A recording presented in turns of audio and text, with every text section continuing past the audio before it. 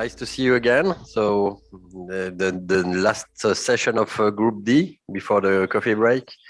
And the idea was to wrap up what we have said and to perform a summary and to prepare the slides for the report in the afternoon. Geraldine and Frido are online. Thank you very much. And so maybe we can begin the session now. So we received answers to the questions from Group B, I think. Questions to our questions. So maybe we can have a look at that. And Frido, you sent a preliminary version of reports, so we can discuss about that as you want. Frido, did you send it to all the group? I put it on the drive, so I was assuming that everybody would be able to see it, but I don't know. It is on the drive. I see it there, but okay. What do we do? Do we begin with this version? Did you prepare something on your own, Aidana? And you put it on the OneDrive? And maybe we take a few minutes before to look at the questions from Group B. Okay. And also we received from Augusto you have some additional elements on MC. Yeah, right. At least for me to make a small summary to understand, especially this issue that we have seen of the different exponent we had. But I think it makes sense now. I don't have the answer document to compare if there is some difference, but this issue with 1 or 2, it depends if you consider the first or the, so if you consider the exposure only of one generation or a continuous exposure over all generation, and it seems that ICRP assumes that exposure of one generation. So that's what they write in 103.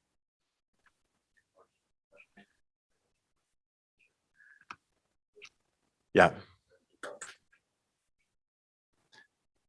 Because then this factor, it becomes 0.5 if you consider all generation, and it would be 0.21 if you consider only the first generation. Could you please move to the next slide? yes, I think I can. Yeah. Oh, okay. Yeah, just put the introduction about the exposure to ionizing radiation, like because and just briefly talk about the doubling dose method, and that it was first discussed in ICRP 60 and 83, and after UNSCARE report and the publication 013. Could you please to move to the next report or next slide, please? And just to put this formula, because I'm not sure that everybody remember it, and to explain that about the baseline frequency, doubling dose, mutation component, and potential recoverability correction factor. And could you please move next slide? And here I was thinking to put our discussion points and conclusions from today. Yes, and next slide. And after I just put the questions for group A, B, and C at the end. And also, yeah, and also, for example, if there will be questions for group A, B, and C, and we will need some data to demonstrate, I just put the slide regarding the nominal risk and the baseline frequency. Could you please move to the next slide? Yeah, this is about the baseline frequency, and next one.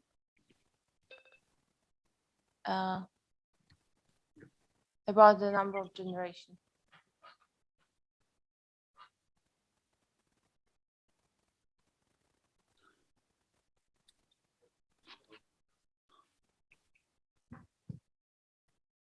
And so the idea is we have to merge it with what has been sent by Frido yesterday. And we have to be careful because I think we are going to have only 10 minutes for the report. So I think we have to. I'm not sure you can keep everything in the presentation. I'm sure you can't keep everything in the presentation.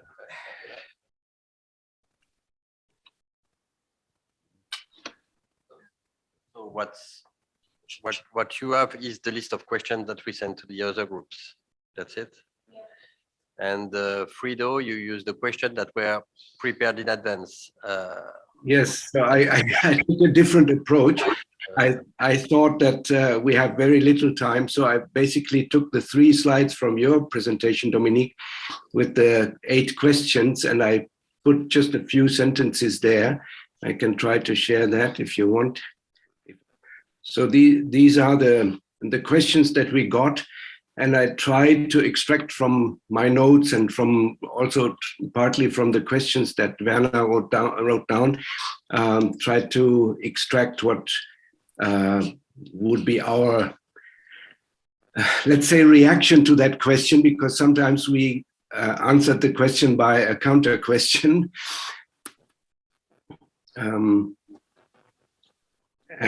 But even that, I mean, this is 3 slides with 8 questions, but even if we read that, it will be too much probably for 10 minutes. So I don't know how to proceed. I just show you what I have. We can go through it if you feel it is useful, or we can take a different approach how to merge these 2 things that we have.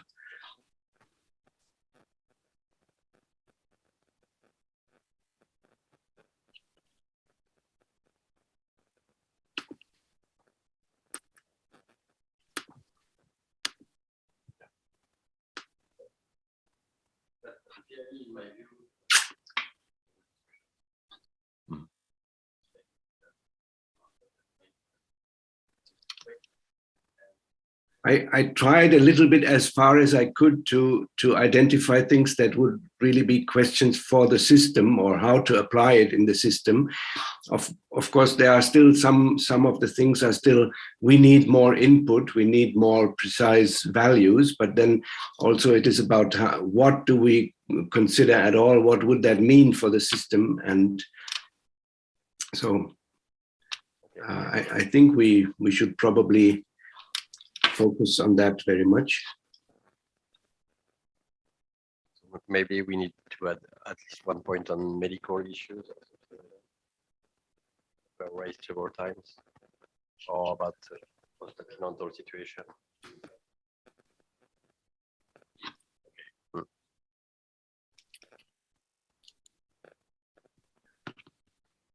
So what do we want to, or do we want to proceed? We have two presentations, and some questions and some questions from Group B.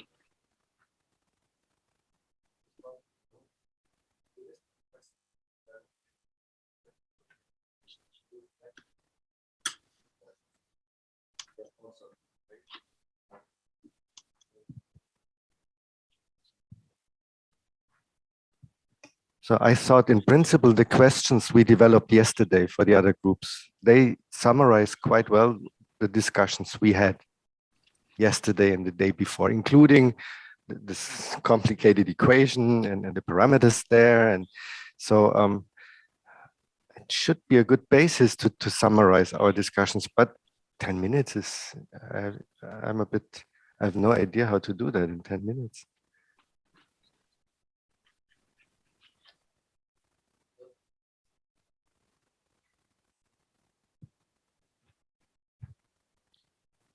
Yeah, we were speaking about the list of questions that we prepared yesterday that we sent to the other groups, but they have it already. So maybe we don't have to list all of the questions, but maybe we can come back and pick. Yeah. And so maybe we can go on with the presentation by Frido and to integrate some of the elements that you have, Aidana. I agree that we should have the equation or these things just prepared, because we may have a question about what are you talking about, but maybe not in the presentation, just as a spare in support, let's say, if the discussion comes to that specific point. Yeah, my feeling is that what you prepare, Fredo, is not only to come back to the list of questions, but you add also some element of discussions that we had, and notably you mentioned the consequence for the discussion for the limit, the discussion for transparency, so some elements which are not directly included in the list of questions that we have for the other group. So with regard to that, my feeling is that your summary could be easily introduced in the discussion in your PowerPoint, and then the list of questions, as you mentioned, we already sent the list to the other group, and we can come back for the discussion, but we don't need to repeat again, because most of them, or a large part of them, are already included in your 3 slides. I try to catch the most important ones, or the ones that would be most important for the development of the system. So, but if you feel that something is missing, of course we could, or something is too much, we can modify it. I mean, this is the purpose of today's meeting, no? Of this session. What if we start with the equation? Because this equation triggered most of our discussions, and it explains a little bit the problems we have.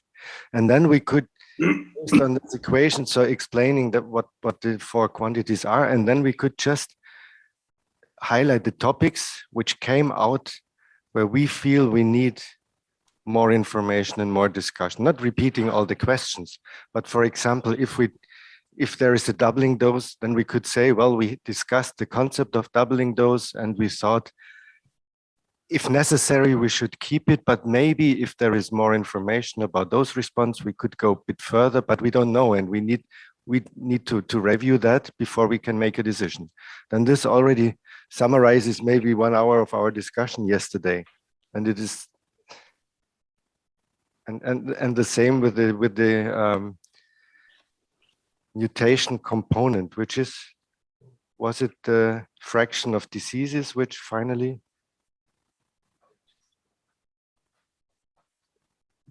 Disease rate divided by mutation rate, right? This was the, yeah. And again, I mean,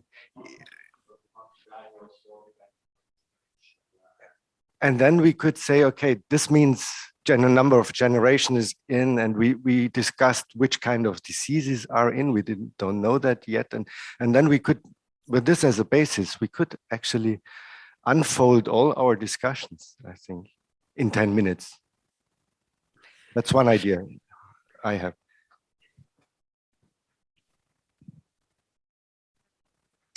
The equation is corresponding to question 1 and 2.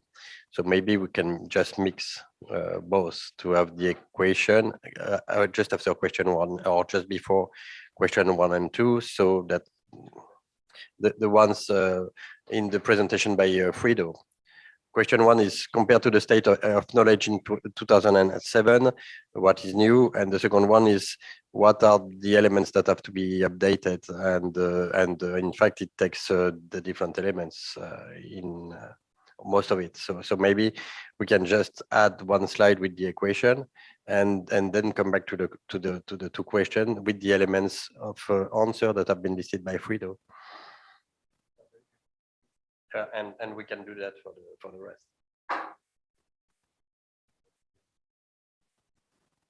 Please, Frido. No, I just wanted to say that probably we have to play it by ear a bit, because when the group A presents their results, there will be a lot about this equation, I guess, and maybe these explanations of what is mutation rate and so on will be there, because they talk to 1.5 days about the heritable effects. No. I'm afraid no. The three other groups have been much more scientific, let's say. So looking at what are the new results that they discussed. I know they discussed about specific studies, specific experiments, and in group A they discussed a lot about epigenetics, which is not in the equation because the equation is only dealing with. Okay, with sorry. and so I'm afraid that they're going to have a lot of elements to provide. But to the first question, what is new and is the equation enough? So the answer will be no. The equation is no more enough. But at least we still have to or to change completely the system. But we have to update it anyway. And I'm not sure they will be able to quantify what is in addition. And I think they will be able to say not everything is considered in the equation. We know today, but is it twice the value, or is it only 1%? I don't know. Maybe they're going to have a. I discussed a little bit with Prakash this morning. I'm afraid they are not going to answer our questions. No.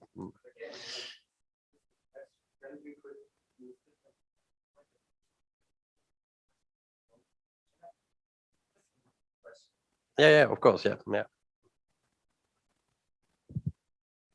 Wanted, or maybe it's too late now, but I wanted to say that the advantage of Frido's presentation is that it addresses the question that we were supposed to discuss. So it's a good, and then we can connect it with the equation, and to say starting from that we have deepened more this discussion, and we have tried to understand more what is behind these factors in the equation, and there are many assumptions that need to be checked and need to be revised based on the new evidence, and also the assumptions that are behind why only the second generation, why for some diseases is like that, and for other diseases other assumptions are made. So I think a combination of the two things would be good.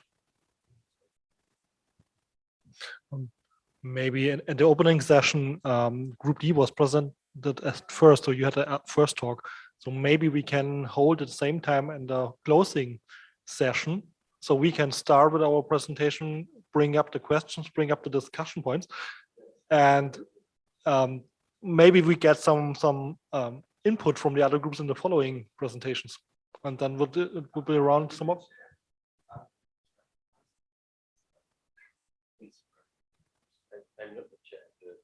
Yeah, Cisco in the chat. So be careful. It's good.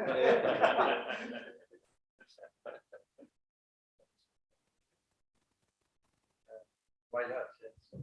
But are you talking about the session, the joint session with the ERPA, or are you speak the closing, the reporting session? Yeah.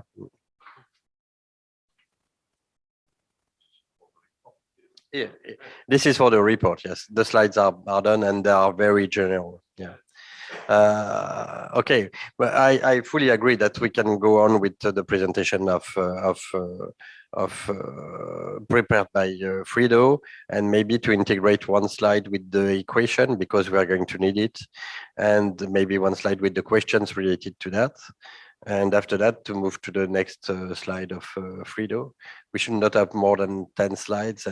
And also, we are going to speak at the latest. So what you propose is that we make an introduction at the beginning, but we can propose it, yes.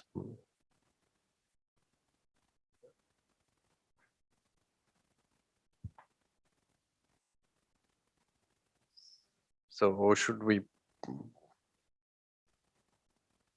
Can we proceed?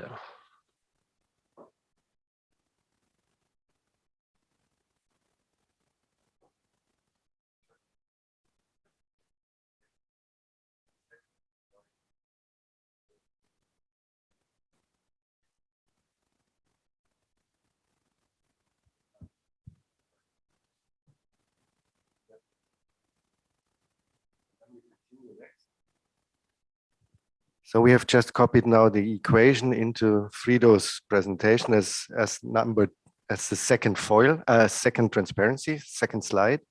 And now let's continue with this, with question 3 and 4 in Frido's slide compared to the statement. What is the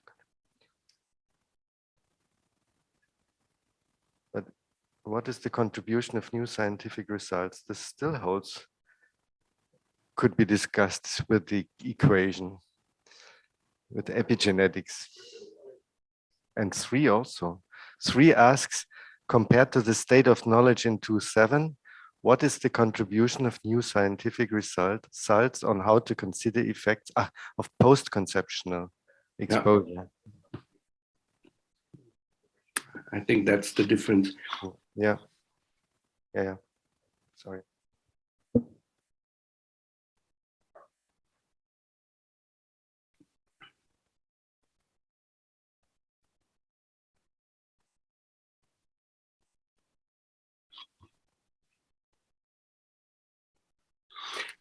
Maybe in addition to the equation itself, we could at least put 1 or 2 of the slides that Adana prepared to show that to show a table from 103 and say that these data are given in 103, and these have to be checked again for if they are still on the latest state of art.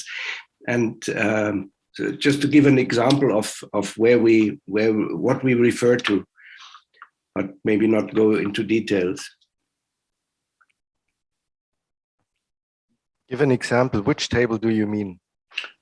I don't know. Adana had 3 tables, I think. No, I don't know which one you would I think is the most the important. baseline frequency, probably, like the data for type of disease like Mendelian and so on. In my presentation, it's slide number 11.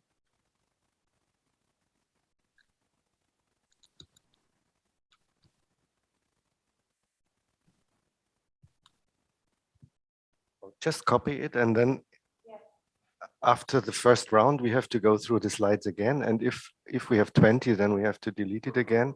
If we just have 5, then maybe it's fine. This is an example, and this still refers to the equation, right? Mhm. So Yeah. And this was all still preconceptional. And now, then as next step, we switch to in utero, right?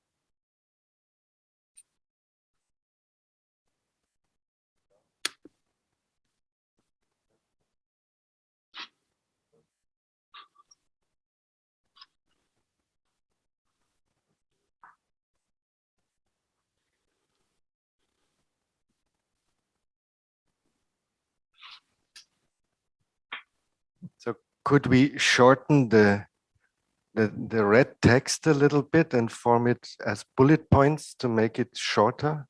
Because there's so much text, nobody will read it. So the first bullet point could be just non-threshold effects, question mark or something like that. During pre-implantation.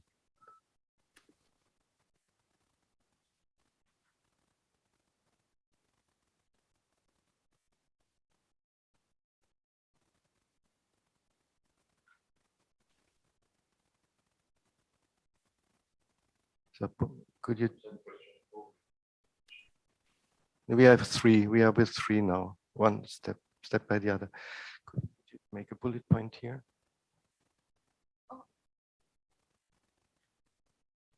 Okay, so it's the first one. The second one is probably this one. Yeah. What role does genetic predisposition play? And then the next bullet point would be.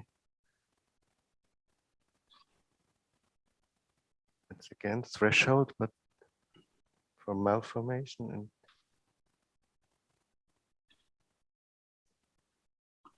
from ABOM survivors. Yeah, that's the severe mental retardation.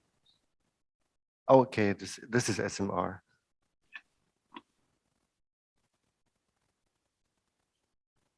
How sure are we about the threshold doses for malformation or malformation from animal and SMR from?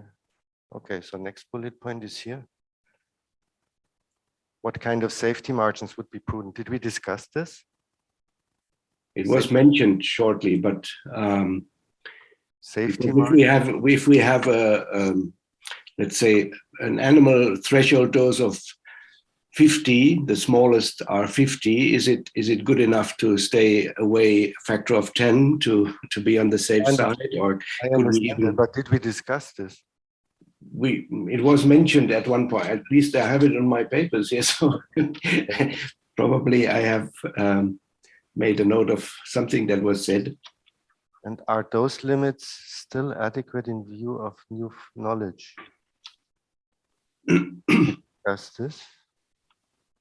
Did we discuss those limits? We mentioned the one milligray for the remaining pregnancy and the 2 milligray per month for women in reproductive age.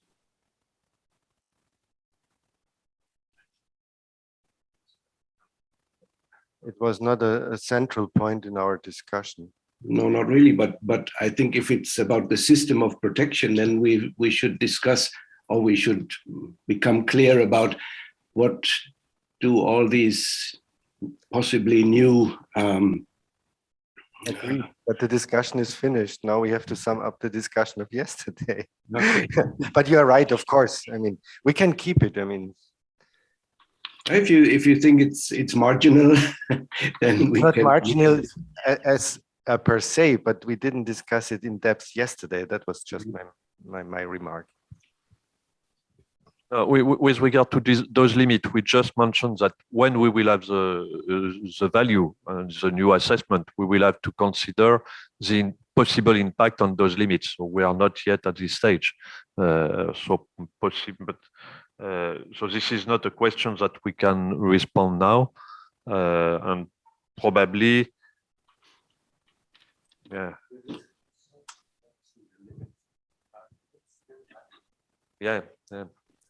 Yeah, it's at least when we will have the assessment, we will have to check if there is a need to update the limit, or if there is an influence on the limit. So we should maybe we write, will there be any influence on those limits?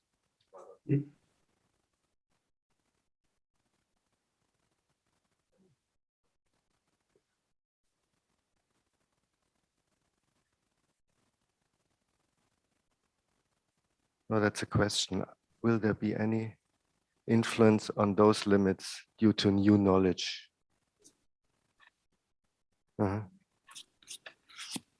On those limits due to new knowledge.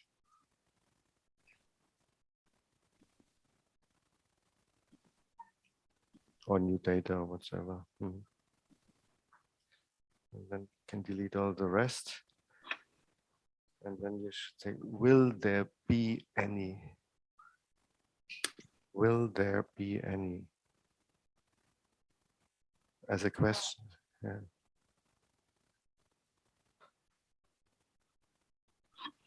Yeah, exactly. Yeah.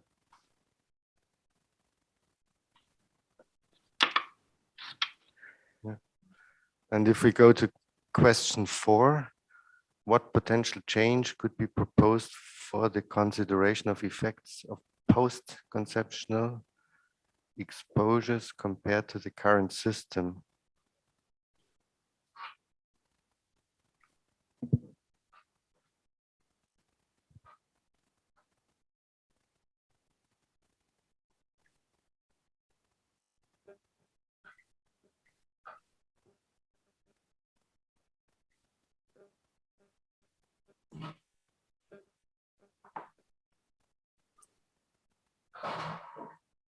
I didn't write anything for the first bullet point because I didn't find anything in my notes that we would have addressed that. The second one was shortly addressed. I think that post-conceptional effects are currently not part of the detriment because it relates only to a particular subpopulation, probably, I don't know. And the classification, that's one of the points that we addressed above about the possible non-threshold effects. And I think it comes somewhere else that we also said malformations are strange in that they are considered stochastic effects when it comes to genetic and maybe this pre-implantation period.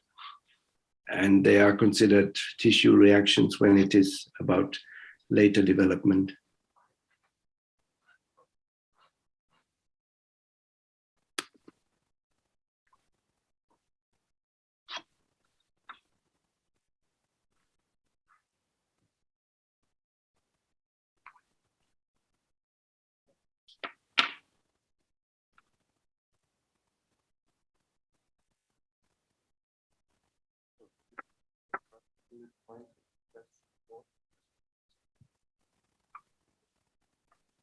So can we delete the first bullet point of question 4 because we didn't discuss it?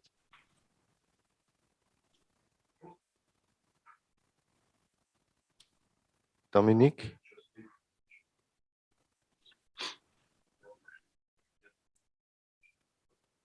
Okay. Yeah. So we delete this one, yes.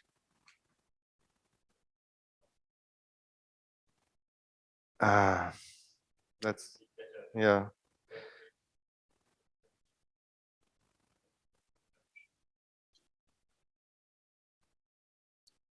Yeah.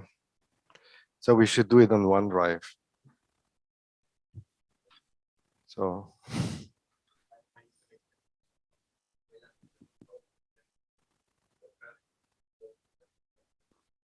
Ja, stimmt.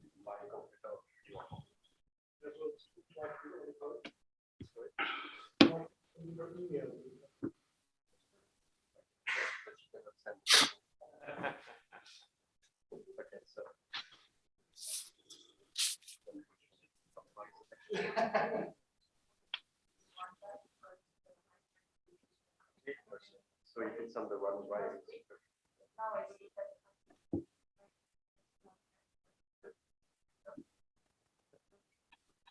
chat. You work on OneDrive? You work on OneDrive? Yeah.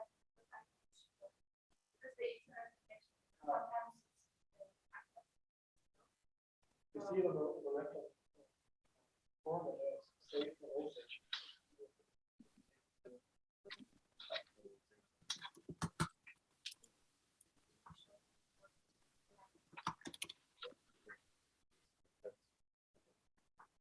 You did not. It's 1 year, 1 hour.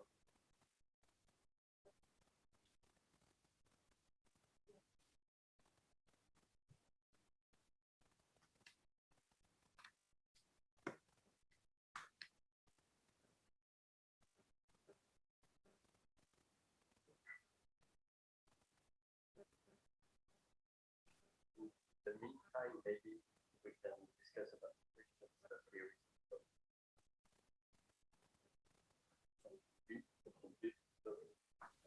I uploaded on the OneDrive. You have questions to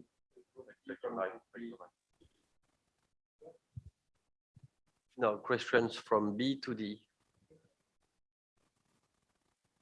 You don't have it? Okay. Are we working on the same OneDrive?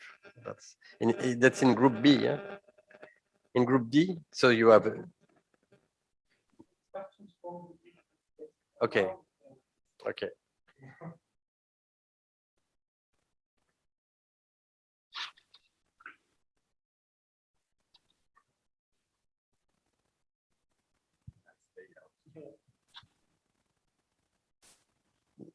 It cannot be better than the ICRP one. I don't know what you mean. Nah, it's nice. Okay.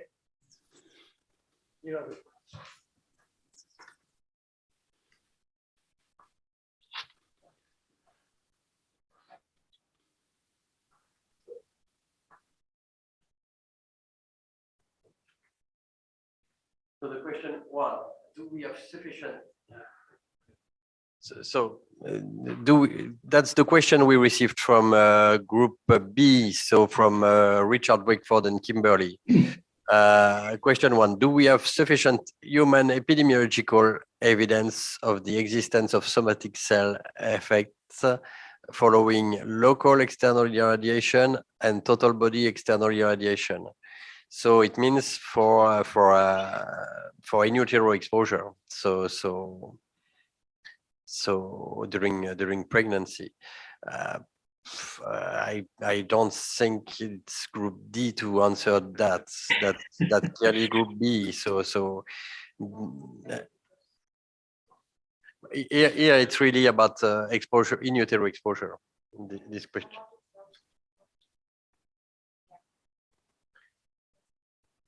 Yes, but that's one of the cells of the fetus. Yeah. So I think clearly the answer is no, and but many people think that it's good that we don't have enough information, so that there are not so many exposure situation of exposure in utero, and that we are not going to create a cohort of a woman exposed in utero just to check that. But maybe the answer could be that we can recommend some registry in different countries of every exposure in utero, and from that to try to consolidate the things in a few years or decade, to have a kind of systematic registration of all the situations, and to try to do something from that, not an epidemiological study, but a registry. But the answer is on the Richard side for sure. Do you have any idea how many cases in the world could be there? In the world, per year, I think thousands. No, Really? Okay. I think So so. registry would really do some good. Yeah. Mm-hmm. In France, we have this kind of registration. It's already several. It's more than 10 per year. Several 10 of exposures in utero. Either it's because it was not done, either it's because it was done anyway because it was needed.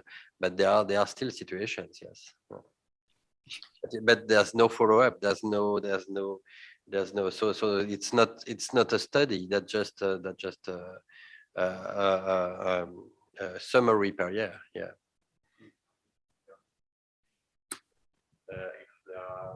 Radiotherapy patients, if there are studies on radiotherapy patients. But I'm not sure if I understand what is this whole body radionuclide accumulation, what is meant by that. Yeah. For me to understand what is for whole body radionuclide accumulation, it means the effective dose or the total body dose due to radionuclide, or because. So if I understand correctly, one is a local dose to the uterus or to the cells, and the other one the dose to the total body. Is this a radionuclide accumulation? A little bit of strange formulation, but okay, we can discuss with them what do they mean.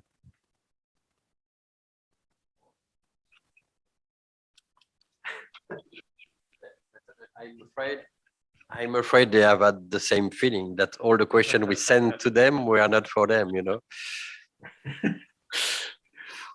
The first one is the first one is really available scientific evidence, and so we don't. The first one may be for us if we want to recommend something. I think it could be done to register all the situations of exposure during pregnancy and to try to do something from that.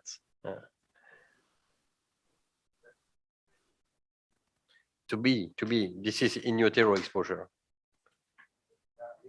Yeah, but it's coming from B. Yeah. The second one is which clinical or lifestyles information may be important to control confounding or to provide insight into effect modifiers. That's a research question. Yeah. And question 6, what dosimetric information and what dosimetric assessment are likely to be informative in epidemiological studies for medical imaging of pregnant women, for radiotherapies of pregnant women, and for the A-bomb survivors? I am a little bit surprised with the list of questions because this is a selection of the list of questions which were initially asked for Group B. So they selected some of them. So we have no additional information from what is already identified at the beginning. So we don't know. They select the 3 questions here and 2 other. But so what?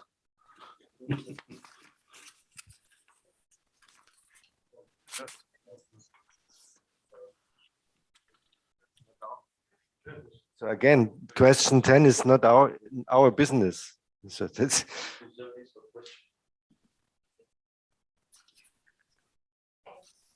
yeah. So I think we shouldn't spend much time on this, to be honest.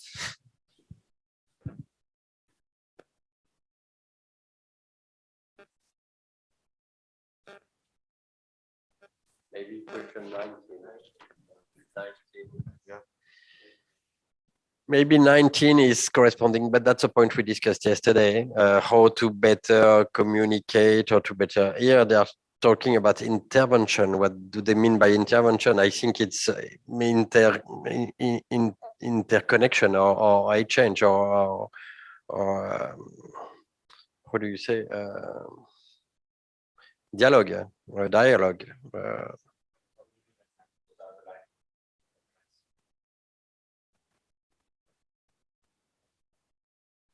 Okay. So, but I agree. So the problem is that we think that these questions are more for Group B than for Group D. And okay, so are you ready now? Can we share? The idea was that we can see, huh? You can't find it. It's on the key, no?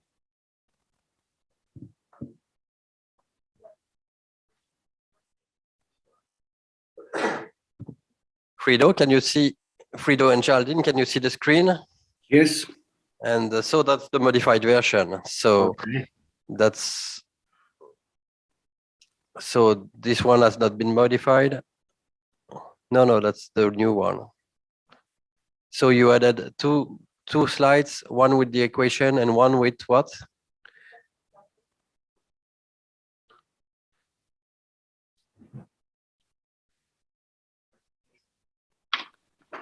No, that's the screen. I think it's okay here.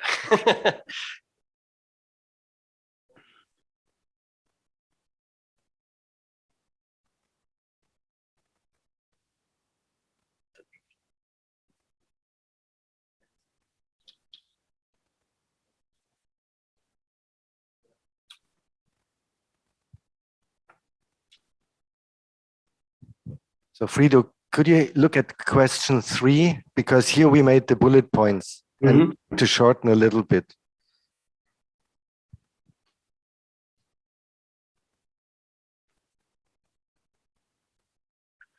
There is one, I think, one question mark too many in the first bullet point, but after pre-implantation, or in general, I think it could be there's twice during pre-implantation. Oh yeah.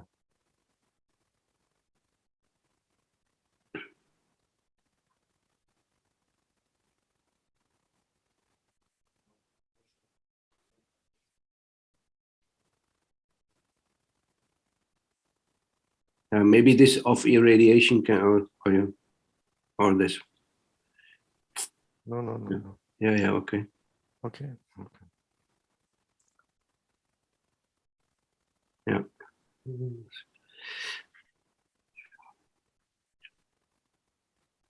Yeah.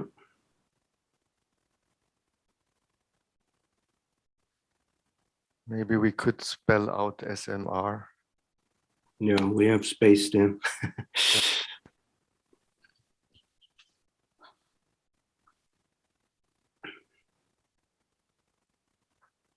Severe mental retardation.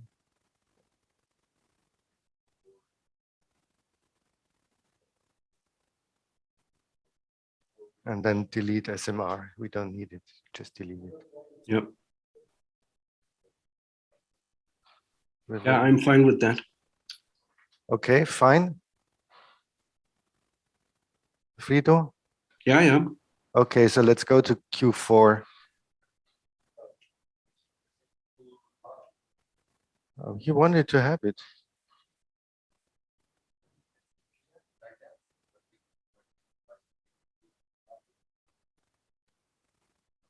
So we should maybe add when transferring animal data to human data. This was the idea. Frido? Yeah, but also, well, it could also apply to the threshold dose of severe mental retardation, which is not from animal data. So, because there the question that has been raised by some people is, are the data really good enough to the epidemiological data from Hiroshima and Nagasaki? Are they really good enough to deduce? But this is the previous bullet point. So is it okay now, or should we change something?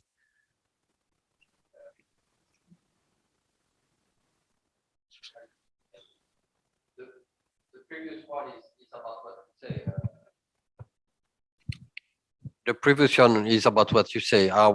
What is should we increase the safety margin from severe mental retardation, and so we can have a second point on the transfer between animal to human, no, from animal to humans. Yeah, okay. Okay, yeah, but it should be transferring animal data from no to human that animal data to humans. Yeah. Yeah, to humans. Yeah. To humans, and you don't need data again. Yeah.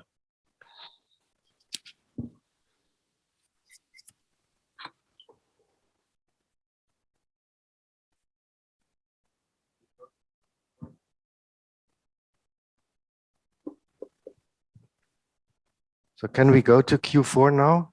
Mm-hmm.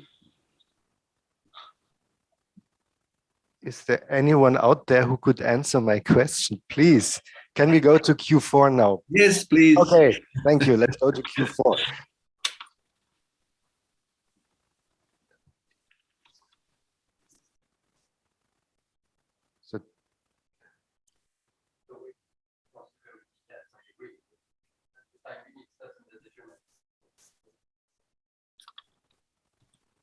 So this means we deleted this bullet point, or what should we do?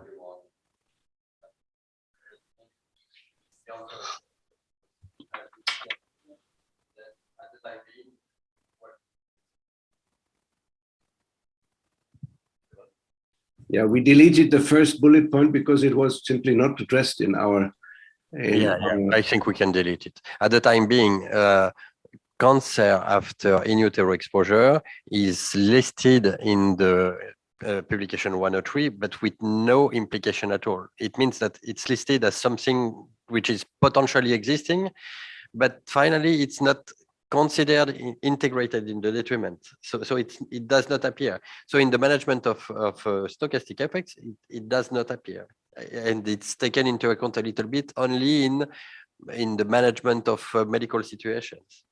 And so the idea is to integrate it. But of course, so because it's not in the calculation of the detriment, there's no weighting factor for severity. So yeah, so the bullet point that you just erased should not be erased. It was just the first bullet point that we did not address at all. The bullet point that was just erased, yeah, this one. This is what you said, Thierry, no? That it is currently not part of the detriment. And the question is actually what change could be proposed. So at least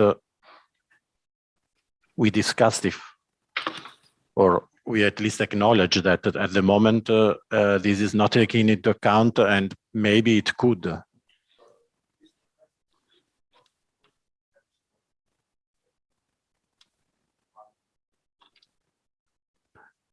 I think so, because QFIR is what potential could be proposed. Okay. So we didn't come to a result, but we discussed.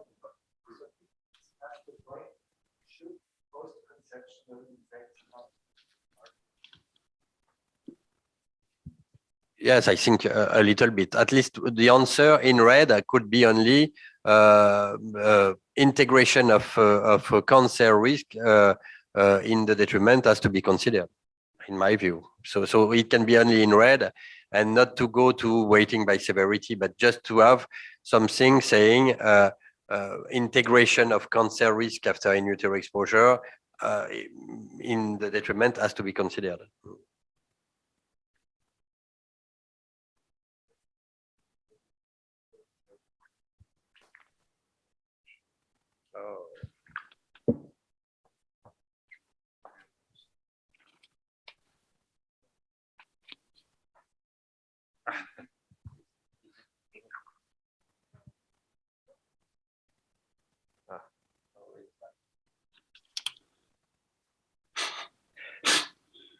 We have currently a problem with the screen.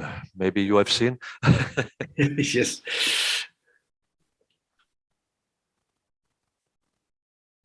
With the key, I have it regularly. I'm writing an email, and finally you have to write it again because you did not realize that it was out, but it comes back.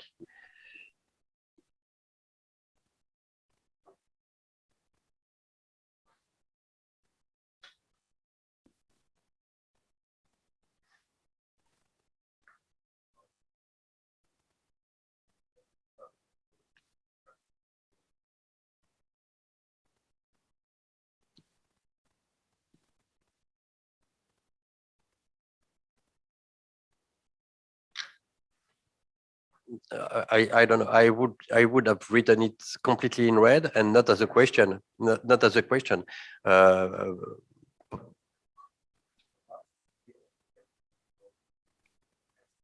Yeah, the black part.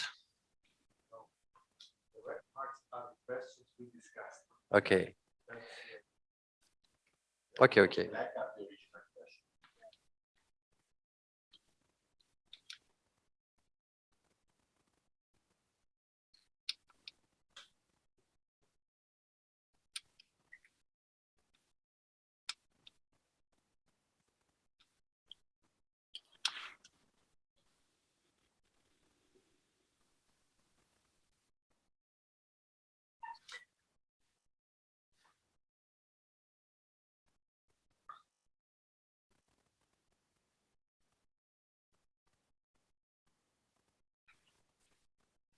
Okay, and the classification of effect as tissue reaction and the determination of those threshold. I agree. I think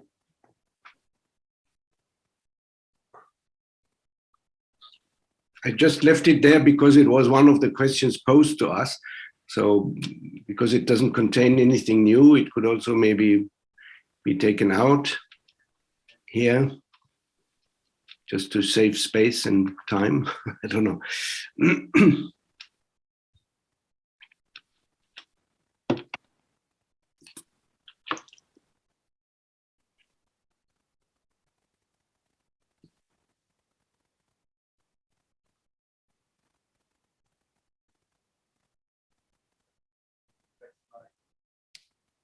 Good.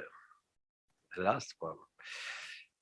Here, I would suggest to separate it in 2 slides, to have Q5, which is really for group C, and to keep question 6 and 7 on for us, because Q6 and Q7 are questions to group D. So that's questions from us to us. Yeah.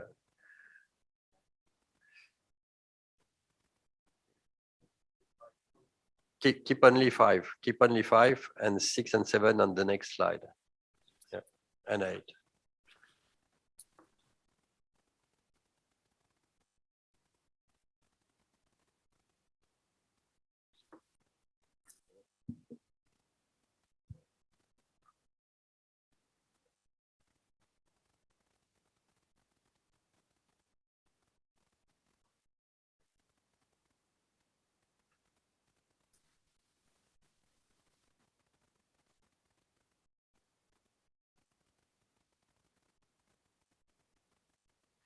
Okay, what do we do with the type of effect and how many generations?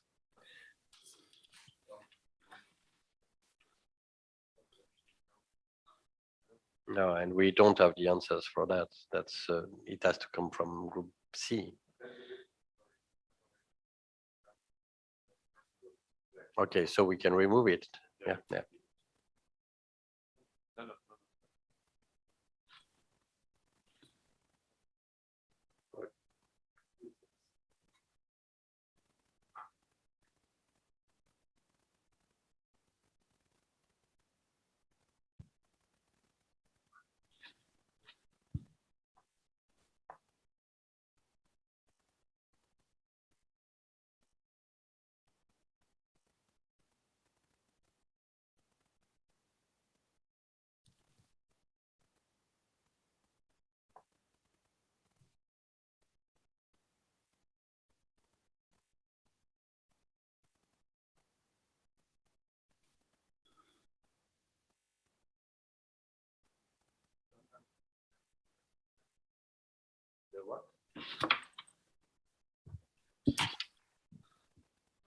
So do we expect malformations as stochastic effects? Or what does this mean, Frido, the red? No, the question is about not about do we expect them. The question is about the classification, and we said that it is strange that malformations appear as stochastic effects. So a question mark behind. What was this? Yeah, maybe. After the bracket, a question mark? Yeah. No. Fine with me. Yeah. And then we have a second question, tissue reactions. No. What does this mean? No, it is. This is one question. They appear as stochastic effects when it is preconceptional or pre-implantation, and they appear as tissue reactions in the case of later exposures. So that is, they are not classified in the same way for different kinds of exposures.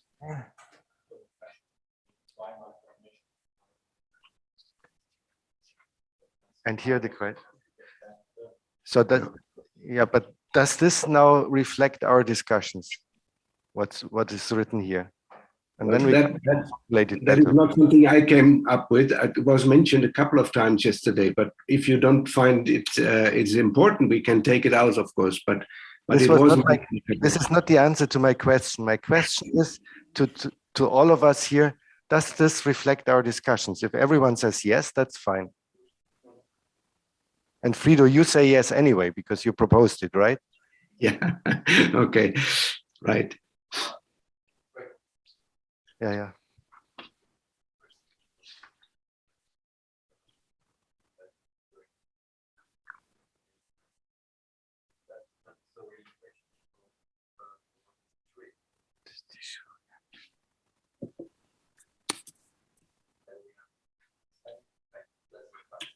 So, and then we should add here as, but as.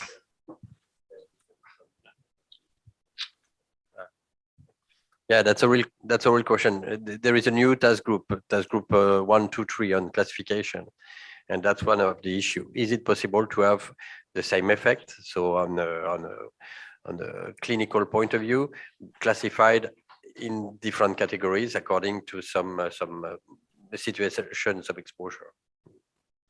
It's not the only case. That's it will be for lens opacities, also cardiovascular disease.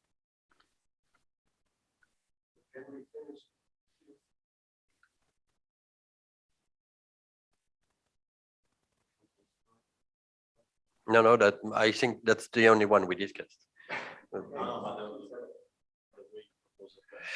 Maybe no, but maybe we could write here that it has.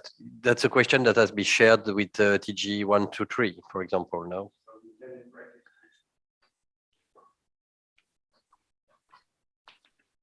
To be discussed with TG 1, 2, 3, 1, 2, 3.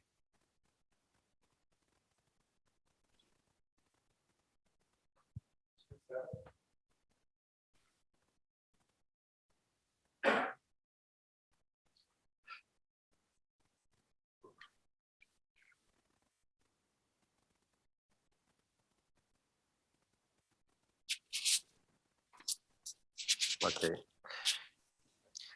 For this one, I think there were discussions also about the delay between exposure and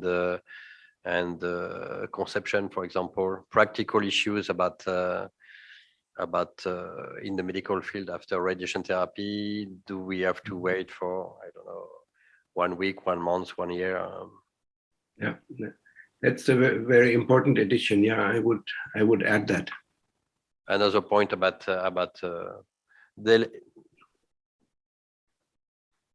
delay between exposure and conception.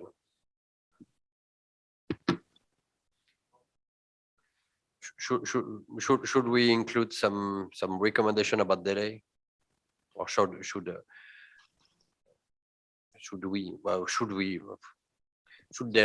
there be some recommendation for delay between exposure and medical exposure and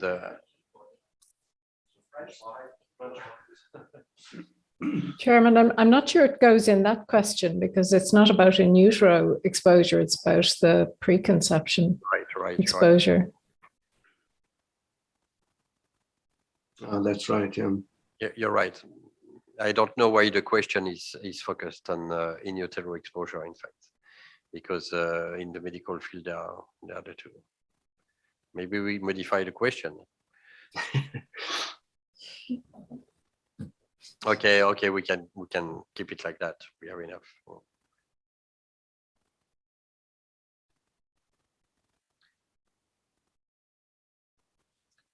And so, Geraldine, any points to add to question 7 on medical? Yeah, I would have concerns about that statement. I think you would get a lot of pushback from the medical community on that, because there has been a huge amount of work on appropriate referral criteria and decision support systems. So, identifying the correct pathways. So, we have 3 levels of justification in medicine. So I don't think it's true to say that we don't try and identify the appropriate examination for a particular clinical indication. I don't think that's valid. I think it may be true to say that we don't have robust scientific data to support every imaging choice. But if you look at the introduction, say, to things like iRefer or the American documents or the European, you will see that a lot of it is evidence, or some of it is evidence-based, some of it relies on expert opinion. Now, I think what you do have is a huge amount of challenges in ensuring that you use the appropriate imaging technology because of the other considerations around justification and the other pressures on, going one route rather than another. But you know, there was references yesterday about private medicine, but most of exposures, you know, are in public centres where there's no incentive to be using expensive technologies. So there's a lot of effort into making sure that you. So what do you propose, Geraldine? We don't have much time now. So okay. Just deleting it, or yes, could you I would delete a phrase. I would delete it. I don't think I don't think we have presented evidence to support that statement about the one. Sorry, can we make it into a question instead of a claim of few data? Can we say that? Is there enough data available about relative merits of different? But she said yes, there is a lot available. That's what I understand. Do we have them available? Yeah. Or how to take into consideration available data. No, please. No, one after the other. First, Geraldine, please say what we should write here, and be short, just one line. Or should we really delete? Simply delete. I would delete the comment about the data, the lack of data on the relative merits of different diagnostic and therapeutic approaches. I don't think we've seen the evidence for that. Okay, I mean, she's the expert, Frido. So. Who am I to say no?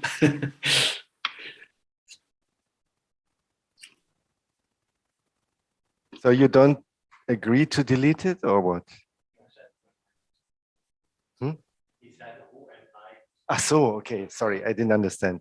Okay, so let's delete this part after the dash. And should we keep the first part, or should it also be deleted? I mean, this is.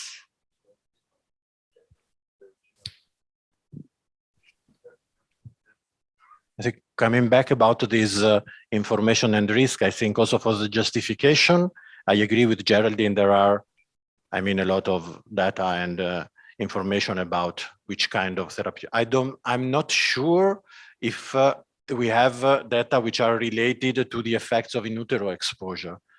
So, because of the justification of using one type of diagnostic or therapeutic applications, I think is well documented. I don't know how much it is documented in relation to the effects. Yeah. Yeah, that's what. Geraldine, you have some comment on that? I think the challenge is in improving our optimization of imaging of women of childbearing age. So ensuring that we don't irradiate women who are or might be pregnant. I think that's where the challenges lie. But I don't have a suggestion that you can put in one line. I know how to do it in practice, but you can't catch it in one line.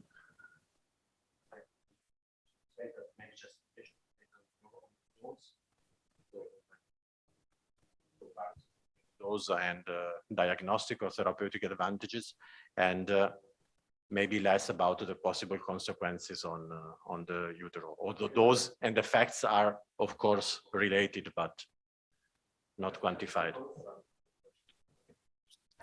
At the moment, I would leave it as it is. Leave it. I would leave it as it is.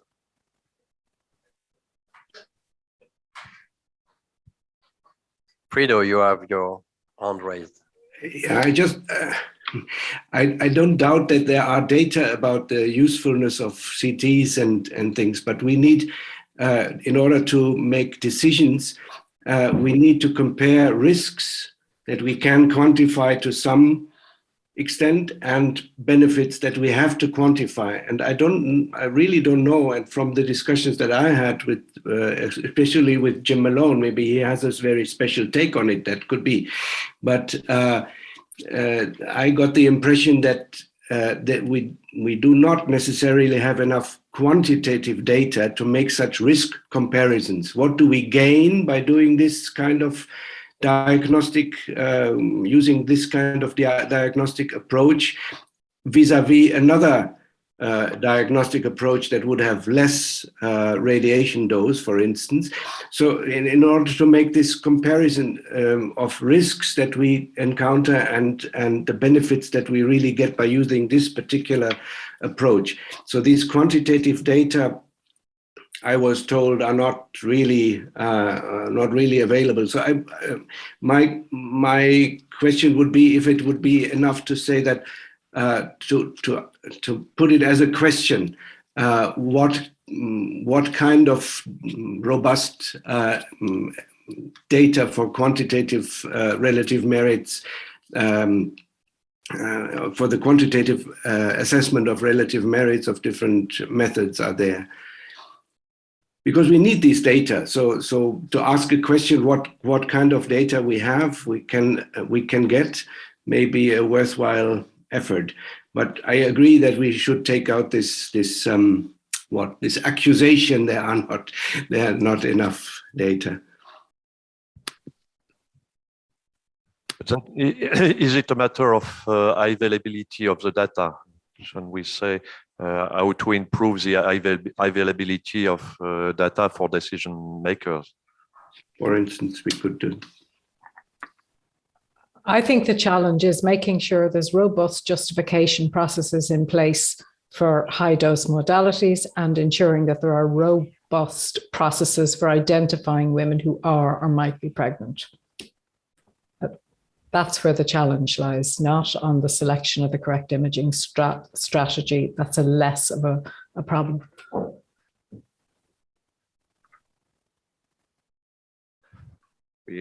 We have a trouble with connection. About this specific point, I think we need more discussion. So I agree with Augusto. Maybe we keep it as a general sentence now, that there is a need to have a better balance between potential risks and potential benefits, and that's it. It's very general, but at least it has been discussed. Because I'm afraid we are not going to be able to do better in the next 10 minutes. Okay, fine with me.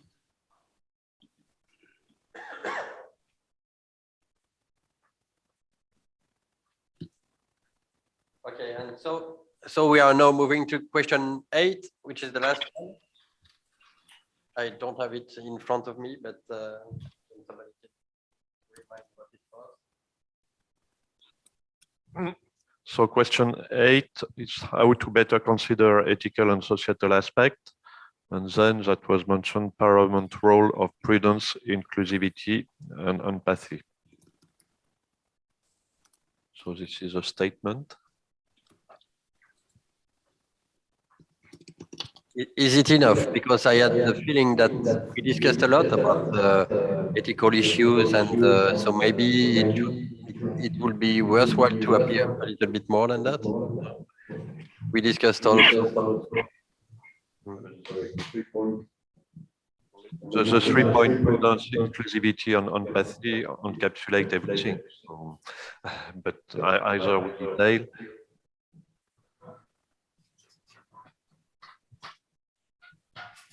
I think one point we should add is justice, because this was a point we discussed yesterday a lot, of justice between fetus and mother.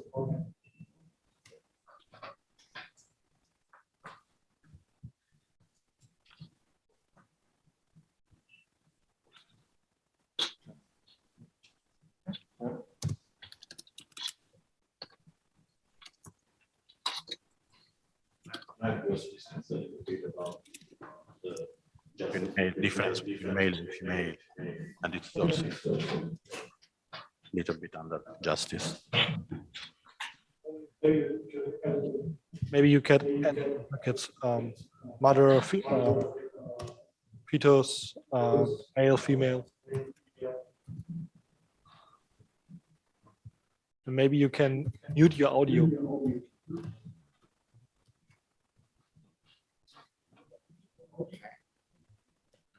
Yeah.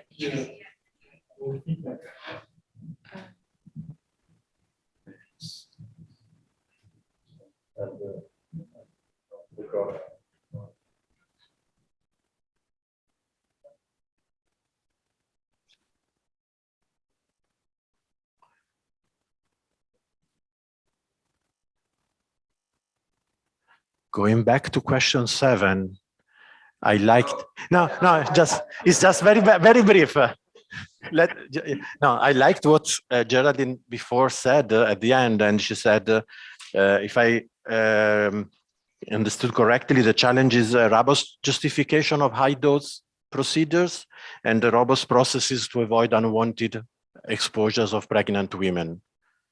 So I think they have two very sharp and good points that we could use.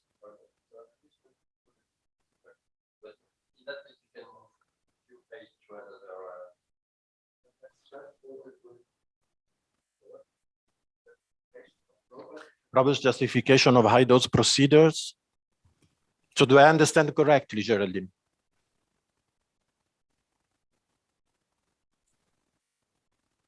Yes, you did, yeah.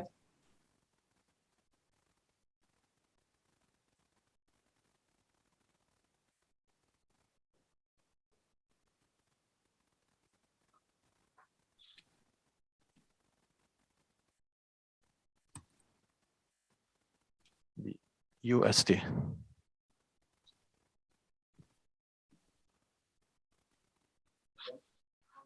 Robust processes to avoid unwanted exposures of pregnant patients. Processes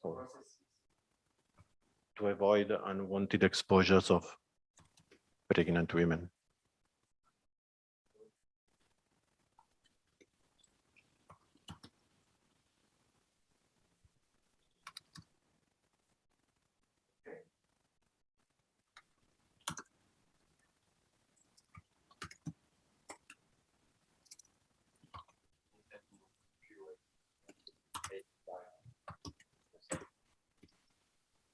That's much more general point.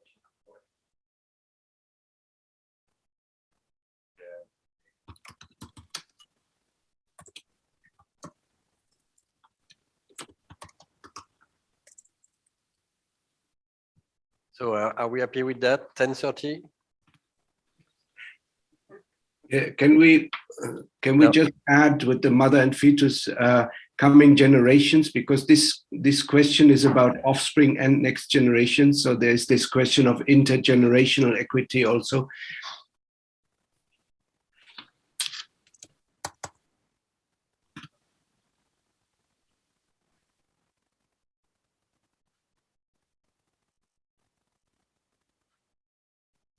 Okay, and now who is going to present? Who will be the speaker? I think we need one, maybe two. It should be the rapporteurs, I guess, no? But I think it should be Aidana, because it's much better if somebody does it on the ground and not. Or maybe it can be shared. Aidana for the equation part, and you, Frido, for the more questions more related to radiation protection. Whatever you prefer, but yeah, I thought it would be easier one person and somebody that is present there, but whatever you say. Aidana, it's okay for you? Yeah.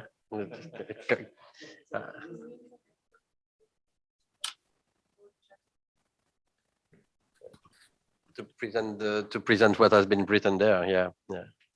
But sharply, it has to be 10 minutes.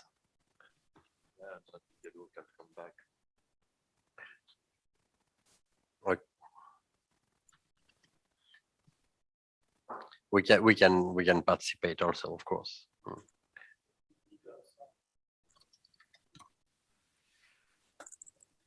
If there is a conclusion, is that it's the beginning of a process and not the final answer. I don't know.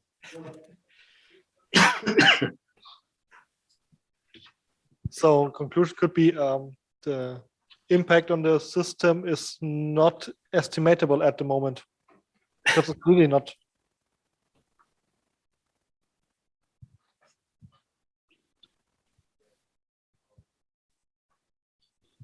Or it will need some time before we can have an idea of the impact on the system.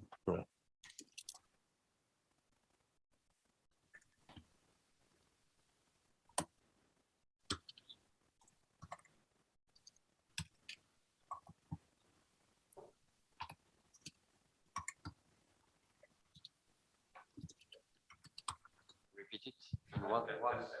One short sentence. The impact on the radiation protection system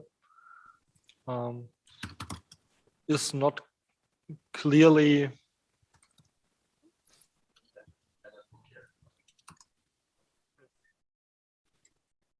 Can be identified after.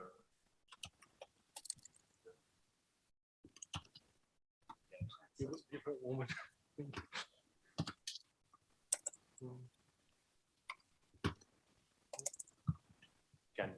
Can only be assessed after the new amount of evidence has been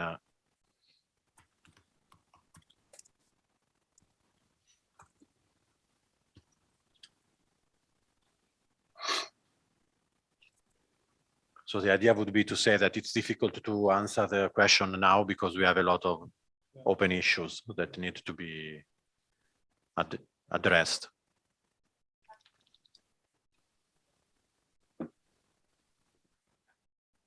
Has been reviewed. And it is difficult to foresee the result of the review.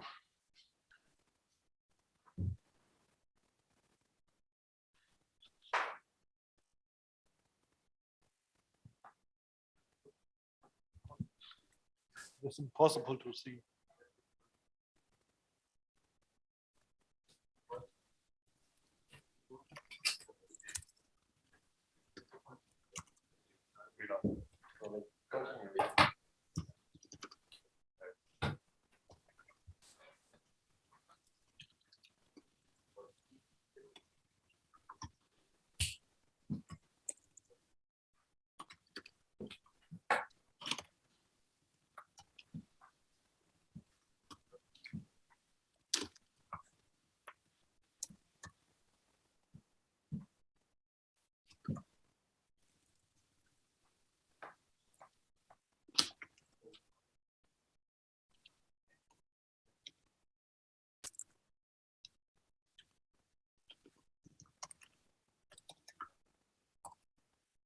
E.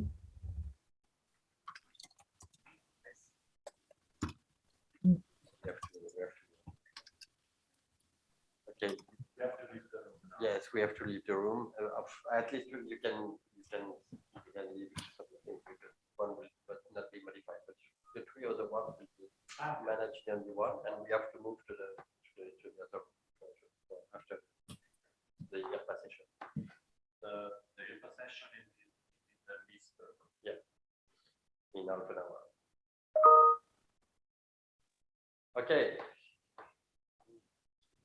So it seems we are almost finished. Be careful. The next session is IRPA session. I hope you received the specific connection code for that. No. No. Okay, so I have to check with Kelsey. Maybe you should, and I'm afraid it's for everybody online. You should let's check. You should have received something from Kelsey, I think. I will try to check with him. Yeah.